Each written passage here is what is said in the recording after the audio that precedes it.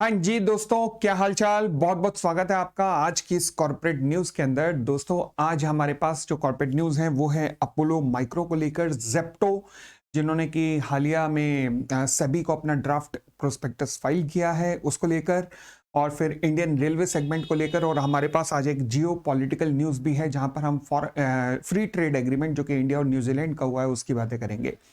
But इससे पहले दोस्तों, मैं हर न्यूज पे आऊं और उसके एनालिसिस को आपके साथ करूं, एक जरूरी सूचना वो ये है कि हमारा एक और भी यूट्यूब चैनल है जहां पर मैं स्टॉक ऑफ द मंथ भी डिस्कस करता हूं और फिर कुछ और भी स्टॉक का इन डेप्थ एनालिसिस वहां पर किया जाता है। जैसे आज मैंने सुजलॉन का भी किया है, तो आप उस चैनल को भी ज्वाइन कर सकते हैं। उसका लिंक यहीं पर नीचे डिस्क्रिप्शन के अंदर आपको मिल जाएगा। इसके अलावा इसी चैनल पर हमारा एक मेंबरशिप सेक्शन भी है जिसमें पहली दो मेंबरशिप जो है वो इस चैनल के प्रति आपकी लॉयल्टी के लिए है, तो जो आप चाहें तो दिखा सकते हैं। और एक और जो मेंबरशिप है 1999 की, वो है मेरे से अगर आप 1:1 डिस्कशन करना चाहते हैं, स्टॉक मार्केट से रिलेटेड किसी भी कॉन्सेप्ट को सीखना चाहते हैं, तो वो आप वहां पर भी क्लिक कर सकते हैं। मीनवाइल एक जरूरी सूचना कि हम लोग चार्ट्स, बड़ा एक्साइटमेंट मिलती है ना जब हम स्टॉक मार्केट से रिलेटेड चार्ट्स को पढ़ते हैं, तो हम स्टॉक मार्केट से रिलेटेड चार्ट्स को पढ़ने का एक बड़ी ही जल्द कोर्स लाने वाले हैं। और वो कोर्स केवल 1500 रुपए में होगा, जिसमें लगभग 30 से 35 क्लासेस दी जाएंगी। ना केवल चार्ट्स पढ़ना सिखाया जाएगा बल्कि फंडामेंटल में कौन कौन से फैक्टर कब कब देखे जाते हैं ये भी आपको सिखाया जाएगा। तो वो कोर्स जल्द ही लॉन्च होने वाला है। मैं आपको उसके अनाउंसमेंट जल्दी जारी कर दूंगा। चलिए, अब हम आते हैं अपनी कॉर्पोरेट न्यूज़ के ऊपर। और आज जो हमारे पास पहली कॉर्पोरेट न्यूज़ है वो है जेप्टो को लेकर। देखिए, स्विगी हो गया, जोमेटो हो गया, और अब नंबर है जेप्टो का। अब जल्दी जल्दी सामान पहुंचाने की मार्केट में, और ये एक तीसरा प्लेयर अब एक और उतर रहा है, और जिसने सेबी के पास draft red herring prospectus file किया है। ये एक ऐसा डॉक्यूमेंट होता है जो सेबी के पास पहले अप्रूवल के लिए जाता है। सेबी के पास अप्रूवल देने के लिए 30 दिन का समय होता है।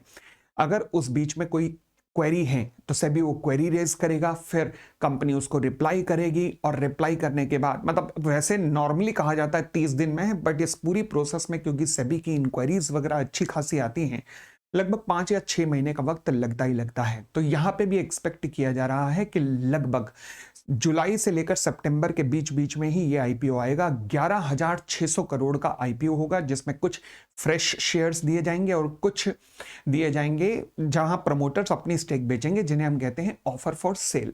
अगर आप मेरी बात करें तो मैं हमेशा से ऐसे किसी भी कंपनी के अगेंस्ट में रहता हूं जहां पर कैश बर्न किया जाता है। Cash burn for example, investors का पैसा उठाया, केवल टर्नओवर बढ़ाने पे जोड़ दिया, और बॉटम लाइन यानी कि प्रॉफिटेबिलिटी देखी नहीं जाती। फिलहाल अभी कंपनी का आईपीओ आया नहीं है, ये कोई व्यू नहीं है। जब आएगा तब का तब देखेंगे, तब हम इसका आईपीओ एनालिसिस करेंगे। चलिए जी, हम आते हैं अगली न्यूज के ऊपर। अगली न्यूज है अपोलो माइक्रो को लेकर। मैं जिस चैनल की मैंने बात की उस चैनल पर मैंने इस के बारे में पहले भी और कवरेज किया है। अपोलो माइक्रो जो कि प्राइवेट सेक्टर की बहुत तेजी से उभरती हुई एक डिफेंस सेक्टर की कंपनी है। अगर इसकी टर्नओवर ईयरली देखी जाए तो लगभग 500 करोड़ के करीब है, और इसने रिसेंटली भारतीय डिफेंस मिनिस्ट्री ऑफ डिफेंस से सीधा ऑर्डर लिया है 100 करोड़ से ऊपर का। और इस ऑर्डर की खास बात यह है कि नॉर्मली डिफेंस सेक्टर के ऑर्डर के एग्जीक्यूशन में टाइम लगता है, बट इस ऑर्डर का एग्जीक्यूशन 4 महीने के अंदर अंदर करना है। एंड इससे भी बड़ी बात यह है कि ये ऑर्डर है किसका? ये है अनमैन्ड व्हीकल का, यानी कि ड्रोन्स की मैन्युफैक्चरिंग का। तो कंपनी ने एक नए वेंचर में एंट्री की है। रिसेंटली कंपनी ने अभी इंडियन एक्सप्लोजिव लिमिटेड नाम की किसी कंपनी को टेक ओवर किया था।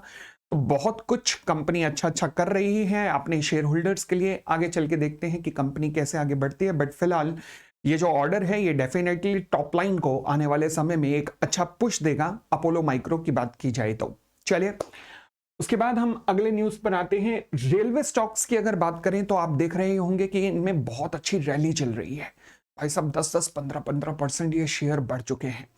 अब बहती गंगा में कईयों ने हाथ धोए होंगे, कई रह गए होंगे, कोई दिक्कत नहीं, मगर आपको अगर रीजन पता लग जाए कि क्यों बढ़ा है, तो ताकि अब अगले साल दोबारा मौका मिले तो आप एटलीस्ट इस बहती गंगा में, अगले साल बहती गंगा में हाथ धो पाएंगे। क्या रीजन क्या रहा? देखिए, पहला रीजन रहा कि भारत सरकार ने रिसेंटली अनाउंस किया है कि हम रेलवे का जो प्राइस है, मतलब जो आप टिकटिंग वगैरह बुक कराते हैं, वो 245 किलोमीटर से ऊपर, वहां पर लगभग 12 से 14% का इंक्रीमेंट हुआ है। मतलब कुछ पैसे में इंक्रीमेंट हुआ होगा, बस इतना ही हुआ है। अच्छा जी, तो फिर इस 12 से 14% के इंक्रीमेंट का इंपैक्ट यह है कि रेलवे को 600 करोड़ तक का इससे फायदा हो सकता है। ओके, तो ये रहा पहला रीजन कि रेलवे स्टॉक के अंदर आपने बूम देखा है।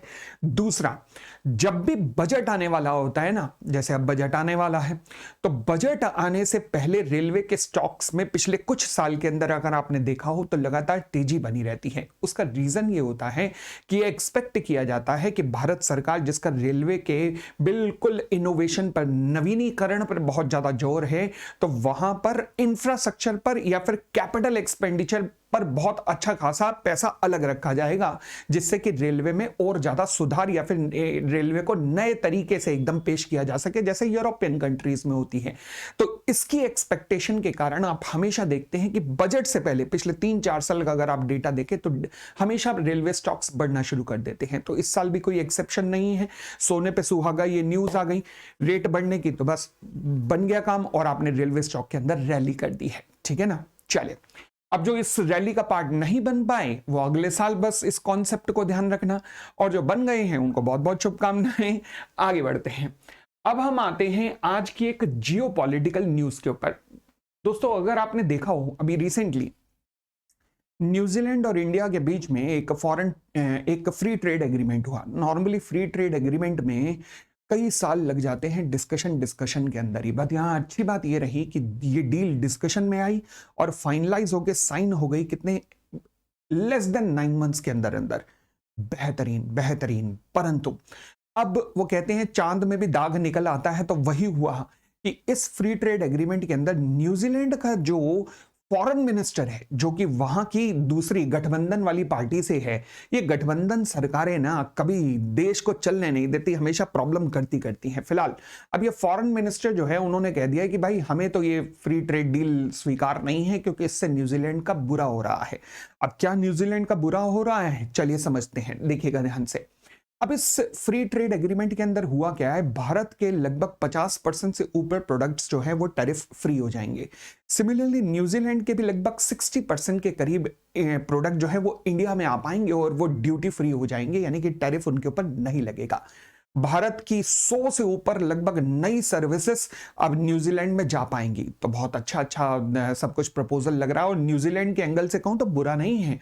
बुरा क्यों नहीं है भाई साहब, तुम पिद्दू सा देश हो, तुम्हारे अंदर तो गाजियाबाद और कानपुर अगर हमारे देश का मिला दिया जाए तो इतनी तो तुम्हारी जनसंख्या नहीं है।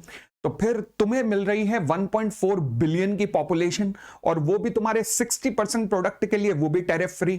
तो सोच के देखो, अगर तो तुमने हमारे देश के 2-3 शहरों में ही अपने प्रोडक्ट्स को बसा लिया, तो तुम्हारी तो कंट्री के बराबर तुम्हारी टर्नओवर बन जाएगी। तो उनके लिए बहुत ही अच्छा है। परंतु वहां के फॉरेन मिनिस्टर को दिक्कत क्या है, वहां पे दिक्कत ये है कि भैया, वहां के एफएम को दिक्कत ये है कि वो कहता है कि भैया डेयरी प्रोडक्ट को भारत ने एक्सक्लूड किया है। अब डेयरी प्रोडक्ट, यस, दूध हो गया, इससे रिलेटेड प्रोडक्ट हो गए, फिर कॉफी वगैरह हो गई, इससे रिलेटेड प्रोडक्ट, शुगर, रबड़, इससे रिलेटेड प्रोडक्ट। देखो ये सारे के सारे प्रोडक्ट जो है ना वो लेबर इंटेंसिव हैं, यानी कि भारत का एक बहुत बड़ा वर्कफोर्स यहां पे काम करता है।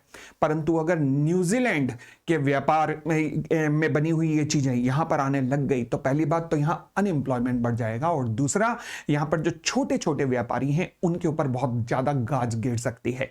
तो इसको देखते हुए ही भारत सरकार ने देश हित में ही फैसला लिया है। हम अमेरिका के आगे नहीं झुके तो न्यूजीलैंड के आगे कहां झुकेंगे। फिलहाल अब वह मामला शांत होता दिख रहा है, और ये शायद वहां का एफएम अब मान रहा है इस बात को। अच्छी बात है, और क्योंकि उन्हें बहुत बड़ी मार्केट की एक्सेस भारत के रूप में हम देने भी जा रहे हैं। चलिए जी दोस्तों, ये थी आपकी कॉर्पोरेट न्यूज़। एंड अगेन ध्यान रखना, हम कॉर्पोरेट न्यूज़ में केवल न्यूज़ को पढ़ते नहीं हैं बल्कि हर न्यूज़ का एनालिसिस भी करते हैं।